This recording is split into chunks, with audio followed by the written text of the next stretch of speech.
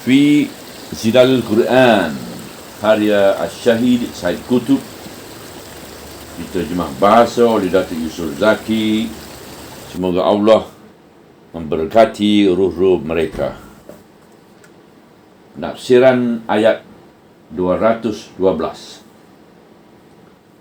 Di bawah bayangan amaran terhadap sikap ragu-ragu menyambut dakwah Allah dan terhadap perbuatan menukarkan nikmat Allah, maka ayat-ayat yang berikut menyebut pula keadaan orang-orang yang kafir dan keadaan orang-orang yang beriman sambil mendedahkan perbezaan di antara neraca orang-orang kafir dengan neraca orang-orang yang beriman dalam mengukur nilai-nilai, keadaan-keadaan dan orang-orang. Kehidupan dunia telah dihias indah pada pandangan orang-orang kafir dan mereka mempersenda-sendakan orang-orang yang beriman. Sedangkan kedudukan orang-orang yang bertakwa mengatasi mereka pada hari kiamat kelak. Dan Allah lah yang memberi rezeki tanpa hisap kepada siapa yang dikehendakinya. Ayat 212. Neraca orang-orang kafir dan neraca orang-orang mukmin.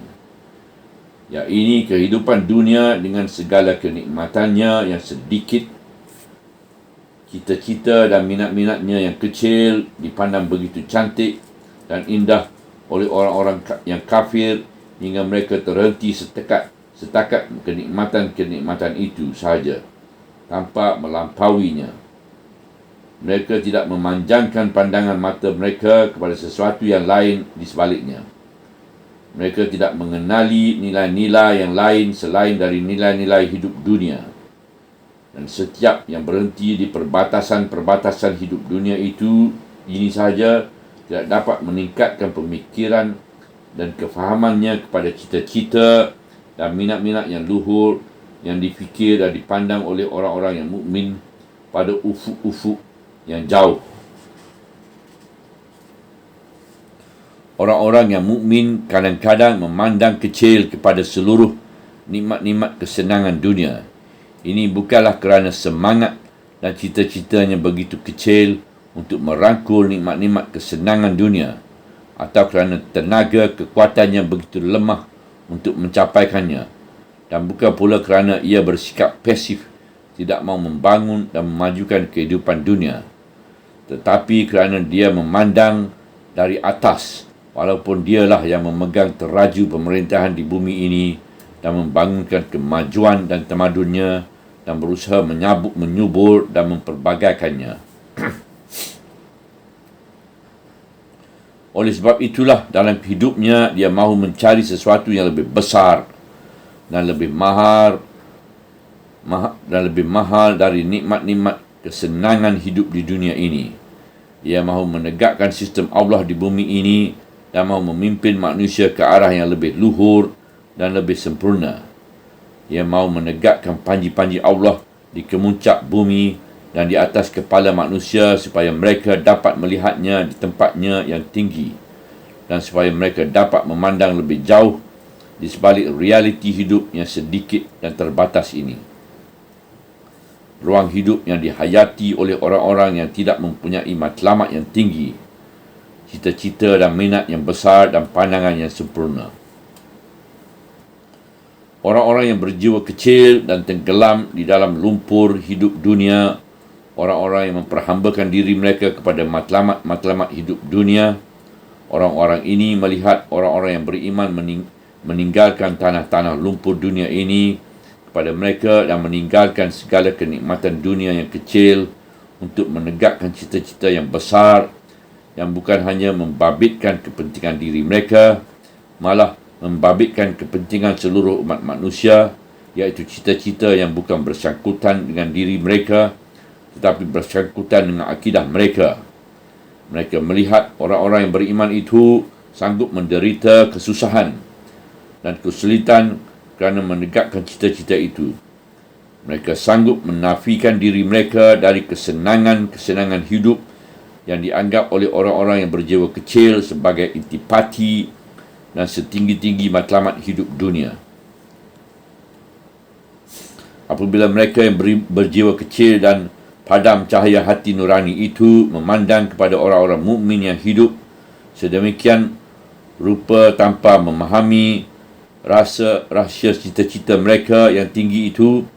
Mereka pun mengejek keadaan hidup mereka, mengejek cara mereka berfikir dan mengejek jalan hidup yang dijalani mereka. Kehidupan dunia telah dihias indah pada pandangan orang-orang kafir dan mereka mempersenda-sendakan orang-orang yang beriman. Tetapi neraca yang digunakan oleh orang-orang kafir untuk menimbangkan nilai dunia itu bukanlah suatu neraca yang benar. Ia hanya neraca dunia, neraca kekafiran dan neraca jahiliah. Sedangkan neraca yang sebenarnya berada di tangan Allah Subhanahu Wa Taala. Hanya Allah lah yang dapat menimbang nilai orang-orang yang beriman dengan ukuran yang sebenar mengikut neracanya. Sedangkan kedudukan orang-orang yang bertakwa mengatasi mereka pada hari kiamat. Inilah neraca hakiki yang berada di tangan Allah. Oleh itu, hendaklah orang-orang yang beriman mengetahui nilai mereka yang sebenar mengikut neraca Allah dan hendaklah mereka teruskan perjuangan mereka tanpa menghiraukan ketololan orang-orang yang bodoh, ejekan para pengejek dan nilai-nilai orang-orang kafir. Kedudukan mereka tetap mengatasi kedudukan orang-orang kafir pada hari kiamat semasa dilakukan hisab penghabisan kelak. Mereka mengatasi orang-orang kafir dengan pengakuan Allah yang maha adil dari segala para pengadil. Di samping itu, Allah menyediakan sesuatu yang lebih baik dan lebih luas dari pengurniaan rezeki. Allah memberikannya kepada mereka di mana sahaja yang disukainya, sama ada di dunia atau di akhirat atau di kedua-dua negeri itu, sekali mengikut yang dilihatnya baik untuk mereka. Dan Allah lah yang memberi rezeki tanpa hisap kepada sesiapa yang dikendakinya. Ayat 212. Ya, ini Allah lah yang mengurnia, Allah lah pengurnia dan pemberi yang melimpah kurnianya kepada sesiapa sahaja yang dikendakinya. Tidak ada bendahari dan pengawal yang mengawasi pemberiannya. Kadang-kadang dia mengurniakan nikmat kesenangan hidup dunia kepada orang-orang kafir kerana sesuatu hikmah yang tertentu dan bukanlah diberi kerana sesuatu kelebihan mereka. Dialah yang mengurnia rezeki kepada para hambanya yang terpilih mengikut kehendak dan pilihannya, sama ada di dunia atau di akhirat. Semua pemberian adalah dari Allah belaka dan limpah kurnia pilihannya kepada para hambanya yang terpilih. Itulah yang lebih kekal dan lebih tinggi.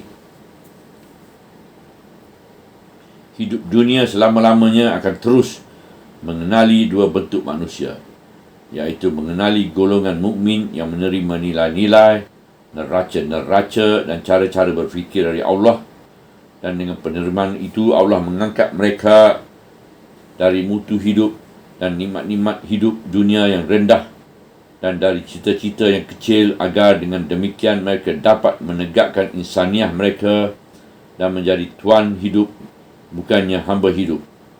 Begitu juga ia mengenali golongan yang lain, iaitu golongan yang memandang hidup dunia ini sebagai indah dan cantik, hingga mereka menjadi abdi kepada nikmat-nikmat kesenangan dan nilai-nilai hidup dunia. Mereka diikat oleh keperluan-keperluan hidup dunia mereka pada tanah di mana mereka bergelimang dengannya dan tidak terangkat darinya lagi. Para mukminin akan terus memandang dari tempat mereka yang tinggi kepada golongan manusia yang rendah itu, biar bagaimana besar mereka dikurniakan kesenangan dan harta benda dunia. Sedangkan golongan manusia yang rendah itu akan menganggap diri mereka sebagai orang-orang yang memperolehi limpah kurnia Allah dan menganggap orang-orang yang beriman sebagai orang-orang yang dinafikan dari nikmat-nikmat Allah. Kerana itu, kadang-kadang mereka menyatakan rasa kasihan belas kepada orang-orang mukmin dan kadang-kadang mengejek mereka. Sedangkan pada hakikatnya, mereka lah orang-orang yang wajar dikasihan belaskan. Subhanallah, walhamdulillah, wala ilaha illallah, wallahu akbar, wala hawla wala quwata illa billahil aliyyil azim, wala hawla wala quwata illa billahil aliyyil azim, wala hawla wala quwata illa billahil aliyyil azim.